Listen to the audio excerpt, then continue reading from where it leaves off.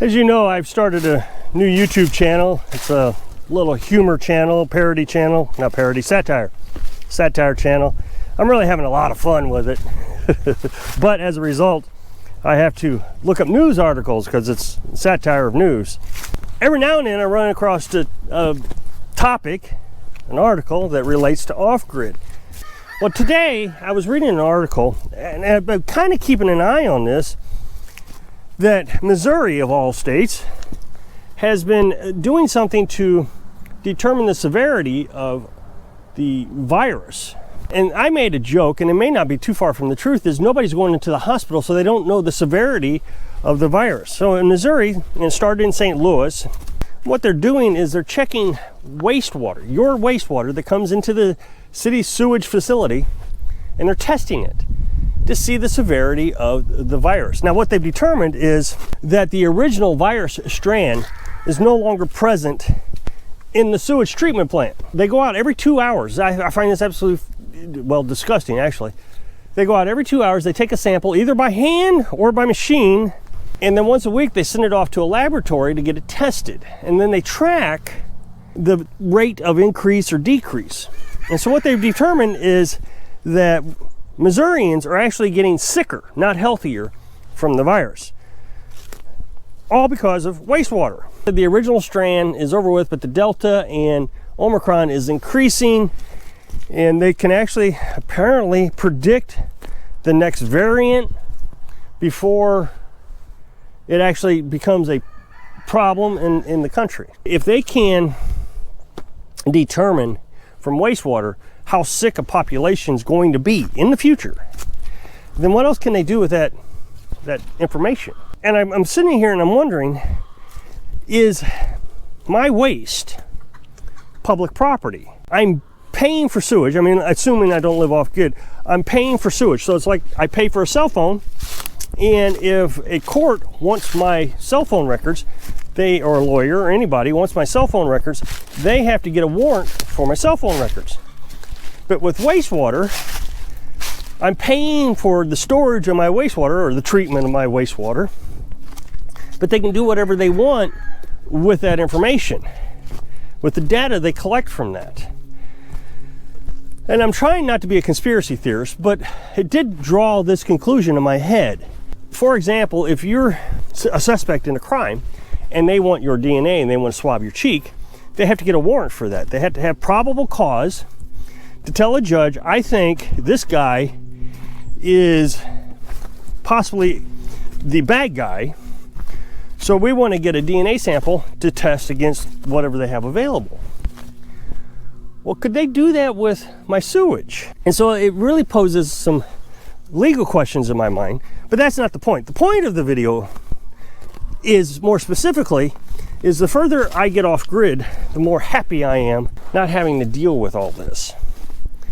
I don't have to pay the electric bill. I've talked about that before. I don't have to pay the water bill, and I don't have to pay the sewer bill. So really the only thing I'm tied to right now is the cell phones. Now, I know there's a lot of people out there, you're not off grid if you're still on the internet. Well, I have to work. I can't be completely self-sufficient, even though I'd like to be. So then the sewage thing came up, and I thought, man, that never occurred to me. Just another aspect of my life that the government can get into without my permission. It got me to thinking about different things and how important it is to be off grid for me. And I assume a lot of people for this channel, because you're here, because some of you actually want to live off grid. Well, now, I don't talk about our waste management very much since the first time I got called in on. You may remember back, I was called in by a guy in California for dumping my waste in the creek out here. Well, that wasn't true. So he called the code enforcer or somebody, and that guy came out, and we had a great conversation. We walked down in the woods, and I don't want to get into all the legalities. I should wait for a warrant and all that. Turned out that everything I've done with law enforcement in this area has panned out really well. And he talked about the tiny house, because at the time we had the floor down, but the house wasn't built yet. And he said, oh, that's perfect. It's on a trailer frame. You don't need code enforcement. So it was really a good thing that we did. And then later there was other calls made. Well, while he was here, he asked me not to mention our septic or sewer or anything anymore.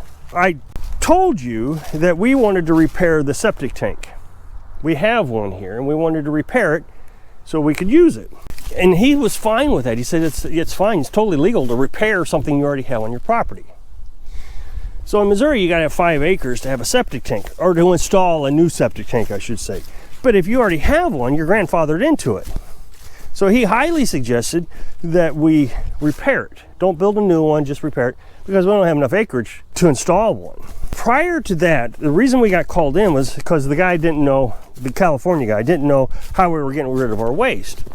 Well, at the time, and this is what I am trying to point out here, at the time, a lot of people ask me, what do I do with my waste?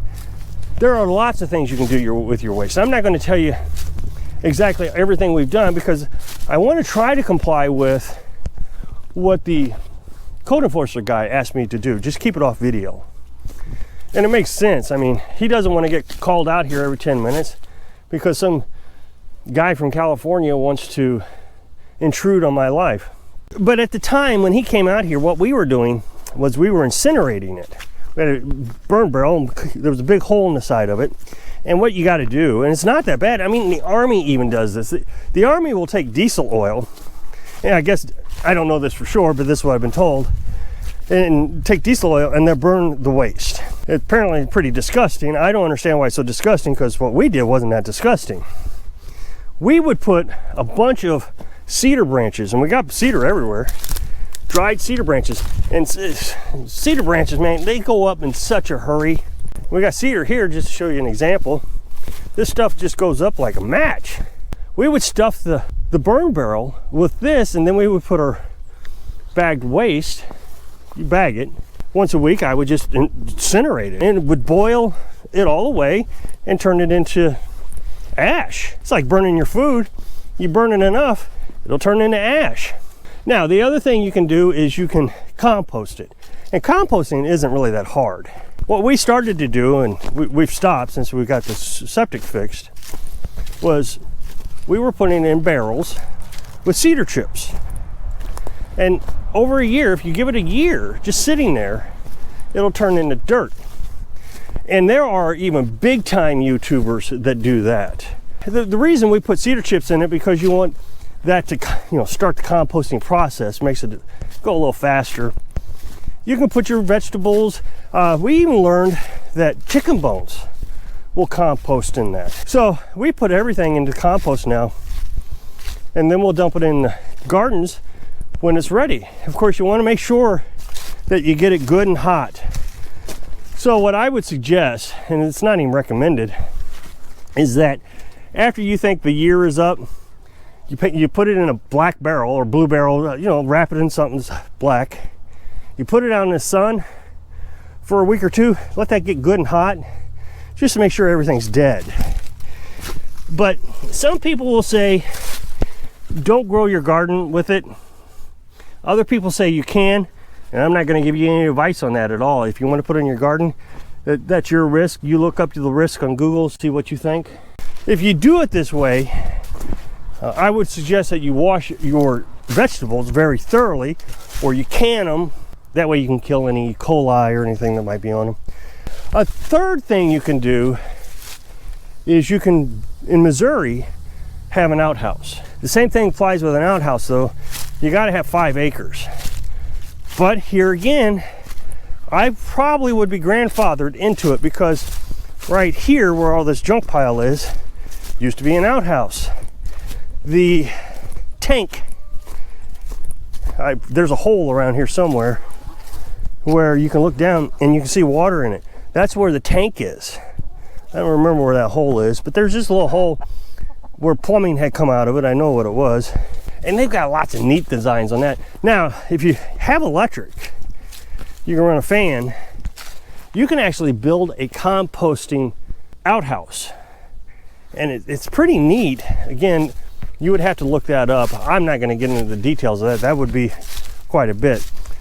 Now, all these things that I'm talking about, the septic tank, the outhouse, you'd have to have a backhoe. But the thing about it is, even with a septic tank, you can do them all by yourself. In the state of Missouri, if if you have 5 acres, you can put a septic tank in yourself. And you can use IBC tanks. You know, the tank I use for my water tank, you can make them out of ICB tanks, you can make them out of barrels, and it's not that hard. It's pretty easy. Dig a hole, but if you search homemade septic tank on YouTube, everybody makes them. Just not that hard. But like I said, we repaired the septic tank. I did not make a video about it, or even a series of videos about it, I should say. I wanted to comply with what the guy asked me to do. He was so nice that I didn't want to upset him and him come out and harass me about something. So, I mean, that's fine. But be aware, though, that if you do something like this, there are going to be people who don't know the law, even in your own neighborhood, that are going to complain if they find out. So the biggest thing about your waste is, even if you know you're not breaking the law, do like the code enforcer guy said, just don't tell anybody. Now, here's one thing that I don't want anybody to do, I think is a bad idea, is taking your waste to a dumpster. I know that nomads say you can do that, and I don't want to get in a big controversy here, but it's actually not legal in most states to dump your waste. Now, everybody's gonna say, what about baby diapers? If you look it up, you're not supposed to put baby diapers full of waste in the trash can. You're supposed to dump the diaper in the toilet and then throw the diaper away. If you'll do me a favor and click this box on the screen here, that'll take you to my other channel. I'd really appreciate it if you go check it out. Watch some videos on there. Subscribe if you like it. I'm trying to put some humor into it. I have not had hardly any negative feedback on it. So I hope I can inspire you to find solutions to your problems so you can live your dream. Thanks for watching.